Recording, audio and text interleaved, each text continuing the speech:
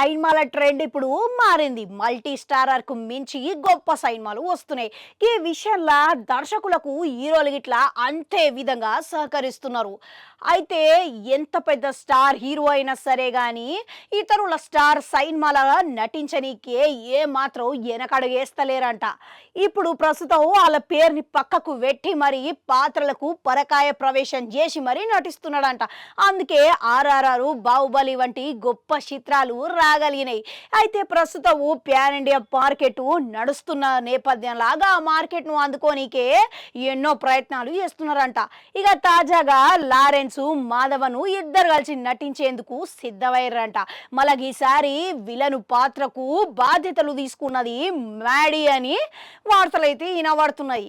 మళ్ళీ తగ్గట్టుగానే ఇంతకీ గా సైన్మా ఏందా అని చూస్తే గినక లారెన్స్ ప్రధాన పాత్రల బెంజ్ అనే చిత్రం ఈ తెరకెక్కబోతున్నదంట. ఈ చిత్రం యాక్షన్ థ్రిల్లర్ నేపథ్యంలో నడుస్తుందంట. మళ్ళీ ఈ చిత్రానికి కథ ఎవరు అందించారు అనుకుంటున్నారు? ఎవరో కాదు, ది గ్రేట్ లోకేష్ కనకరాజు కథ అందించిందంట. ప్రస్తుతం షూటింగ్ దశలో ఇట్లా ఉన్నదంట.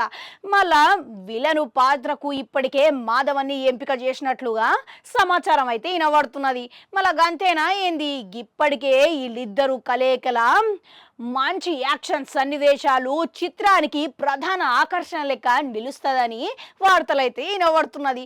ఇక మరోపక్క వీళ్ళిద్దరు తెర మీద పోరు అనేది మనం చూడబోతున్నాం అన్నమాట. అయితే ప్రస్తుతం మాధవను ఈ చిత్రానికి సరిగ్గా ఆ పాత్రకు సరిపోతాడని, ఈ పాత్ర ఇట్లా చాలా స్టైల్గా ఉండబోతున్నదని అంటున్నారు అన్నమాట. అయితే మాధవన్ ఎందుకో ఈ మధ్యలో హీరోలతో పాటుగా చాలా పాత్రలను, కీలక పాత్రలు పోషిస్తున్నాడు. ఇక ఇప్పుడైతే ఆయన కథ డిమాండ్ చేస్తే, పాత్ర నచ్చితే ఇట్లా ఎటువంటి పాత్ర అయినా చేయనికే సిద్ధంగా ఉన్నాడు.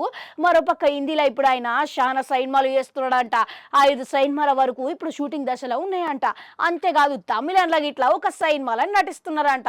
అవు మొత్తానికి లారెన్స్ మాధవను ఇద్దరు కలిసి ఒకటే తెర మీద పంచుకుంటే నటన అనేది ఏ విధంగా ఉండబోతున్నది అంటారు అనేది అంచనాలేసి కామెంట్లలో కామెంట్ పెట్టుర్రి. అట్లా నాడు గంటుంటా అది కూడా నొక్కరి మళ్ళొస్తా.